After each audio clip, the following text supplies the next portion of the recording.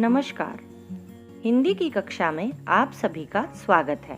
प्यारे बच्चों, पिछले पाठ में हमने व्याकरण एवं बोली के बारे में जानकारी प्राप्त की थी। अब हम भाषा एवं बोली के अंतर के बारे में जानेंगे। वैसे तो अभी आप बहुत कुछ जान चुके हो, क्योंकि आपने भाषा व बोली के बारे में ज्ञान प्राप्त कर लिया है। तो चलिए इन दोनों में क्या अंतर है ये भी जान लेते हैं। भाषा का क्षेत्र व्यापक होता है। बोली भाषा का क्षेत्रीय रूप होता है।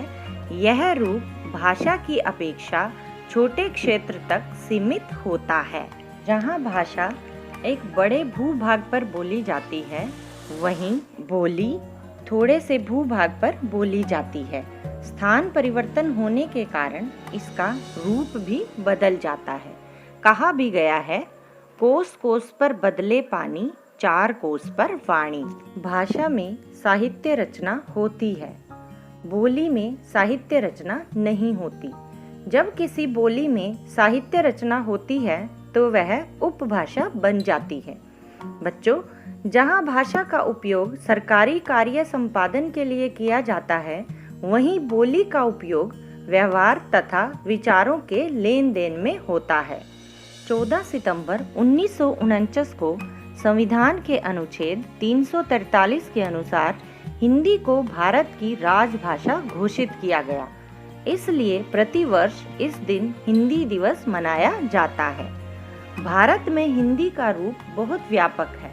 यह भाषा भारत के अतिरिक्त विदेशों में भी बोली जाती है और धीरे धीरे अंतर्राष्ट्रीय भाषा के रूप में विकसित हो रही है। भारतीय संविधान की 8वीं अनुसूची के अनुसार 22 भाषाओं को मान्यता प्रदान की गई है।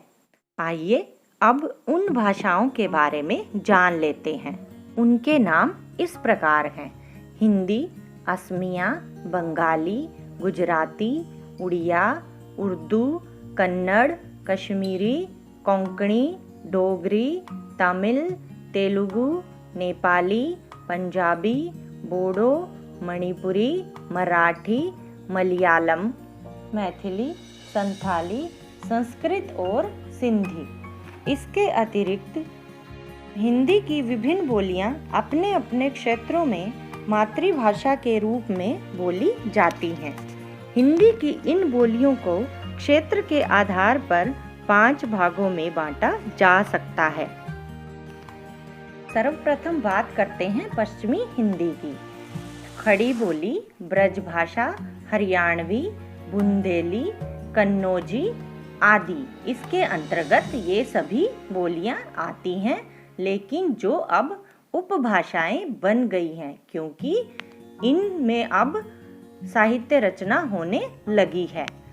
पूर्वी हिंदी, इसके अंतर्गत अवधी, बघेली व छत्तीसगढ़ी को शामिल किया गया है। राजस्थानी हिंदी, मारवाड़ी, जयपुरी, मेवाती, मालवी और मेवाड़ी को इसके अंतर्गत शामिल किया गया है। पहाड़ी हिंदी, गढ़वाली, कुमाऊनी, हिमाचली आदि उपभाषाएं पहाड़ी हिंदी के अंतर्गत आती हैं। बिहारी हिंदी, मैथिली, मगही और भोजपुरी इसके अंदर शामिल की गई हैं। प्यारे बच्चों, अब मैं आपको इन उपभाषाओं व उनकी बोलियों को याद करने का आसान तरीका सिखाऊंगी। इसे आप ध्यान पूर्वक सुनकर 2-3 बार दोहरा लेंगे तो ये आपको आसानी से याद हो जाएगा। तो चलिए शुरू करते हैं। सबसे पहले इन 5 को याद करने के लिए वाक्य देखेंगे। वाक्य है: पूर्व व पश्चिम के पहाड़ों में रहने वाले बिहारी अब राजस्थान में रहते हैं। अब आप देखिए, पूर्व से क्या हुआ? पूर्वी हिंदी। पश्चिम से पश्चिमी हिंदी। पहाड़ से पहाड़ी हिंदी। बिहार से बिहारी हिंदी और राजस्थान से राजस्थानी हिंदी। अगर हम इस वाक्य को याद कर लेंगे तो हमारे लिए इन सब नामों को याद करना बहुत आसान हो जाएगा। चलिए अब इन सबको भी याद करने के लिए वाक्य देख लेते हैं। वाक्य है, ब्रज में खड़ी बस हरियाणा वासियों को लेकर बुंदेल से होते हुए कन्नौज जाएगी। पश्चिमी हिंदी की जितनी बोलियां हैं वो सब इस वाक्य में आ जाती हैं। ब्रज से ब्रज भाषा, खड़ी से खड़ी बोली, हरियाणा से हरियाणवी, बुंदेल से बुंदेली और कन्नौज से कन्नौजी।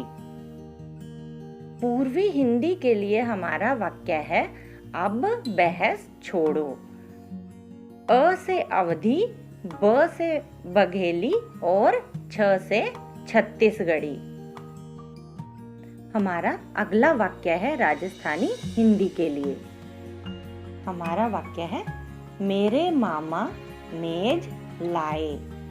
मे से मेवाती, माँ से मालवी, माँ से मारवाड़ी, मे से मेवाड़ी और ज से जयपुरी। इसके बाद बात आती है पहाड़ी हिंदी की। चलिए इसके लिए भी देख लेते हैं।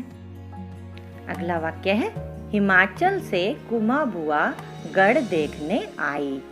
हिमाचल से हिमाचली, कुमा से कुमाऊनी और गढ़ से गढ़वाली। हमारा अगला वाक्य बिहारी हिंदी के लिए है। वाक्य है, मैम के घर भोजन। मैं से मैथिली, म से मगही और भोज से भोजपुरी। इस तरह से बच्चों इन सभी वाक्यों को याद करके आप हिंदी के भेद व उनकी बोलियों को आसानी से याद रख सकते हैं। इसके बाद आता है हिंदी का मानक रूप। हिंदी का मानक रूप क्या है, अब हम इसके बारे में जानेंगे। जब भाषा विकास प्रक्रिया से गुजरती है तब इसकी एकरूपता को बनाए रखना कठिन होता है। हिंदी भाषा का क्षेत्र बहुत व्यापक है, इसलिए इस पर बोलियों तथा उपभाषाओं का प्रभाव पड़ता रहता है। ऐसी स्थिति में वर्णों व शब्दों के एक से अधिक रूप प्रचलित हो जाते हैं। कौन सा रूप शुद्ध तथा मानक है, यह जानने में कठिनाई होती है। इसलिए भाषा में एकरूपता, सरलता एवं अनुशासन लाने के लिए उसके मानक रूप की आवश्यकता पड़ती है। इस प्रकार मानक भाषा को परिभाषित किया जाता है कि भाषा के जिस रूप को सभ्य सुसंस्कृत लोगों द्वारा प्रयुक्त व विद्वानों द्वारा स्वीकृत किया जाता है, वह भाषा का मानक रूप कहलाता है। राष्ट्रीय तथा अंतर्राष्ट्रीय स्तर पर भी इसका प्रयोग समान रूप से किया जाता है। साहित्य की रचना भी सदैव मानक भाषा में ही की जाती है। आज के लिए बस इतना ही। पाठ को ध्यानपूर्वक सुनने के लिए आप सभी का धन्यवाद।